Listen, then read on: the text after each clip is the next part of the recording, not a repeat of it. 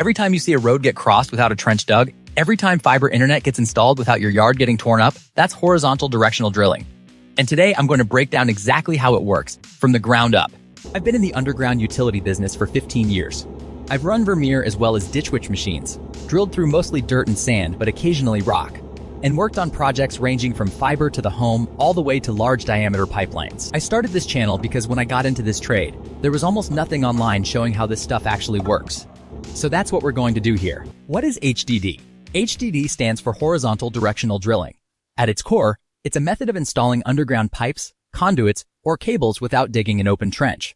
Instead, you drill a curved pilot bore underground, starting at the surface on one side, arcing down and then back up to exit on the other side, often crossing many live utilities along the way. Think about it like threading a needle underground.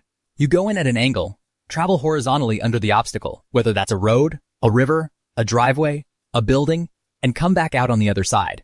Then you pull your product back through that path. Here's how a typical HDD bore goes from start to finish. Step 1. Survey and planning. Before any drilling starts, you've got to know what's in the ground. That means calling 811, getting utility locates, reviewing the bore plan, and understanding your entry and exit points. Step 2. Setup. You position the drill rig at the entry point at a calculated angle, typically anywhere from 8 to 20 degrees, depending on your depth requirements and soil conditions. The locating system gets set up so you can track the drill head underground in real time. Step 3. Pilot bore. This is where you drill the initial hole. The drill string pushes a slanted drill bit called a sond housing or bent sub, and by rotating it or holding it still, you can steer left, right, up, or down. The locator on the surface tracks exactly where that drill head is at all times. Step 4. Pre-reaming. Once you exit on the other side, you swap the drill bit out for a reamer, a larger cutting tool, and pull it back through the bore path to enlarge the hole.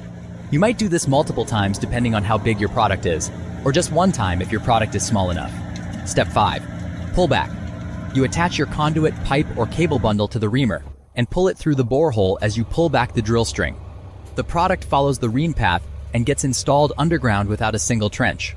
HDD gets used across a huge range of applications.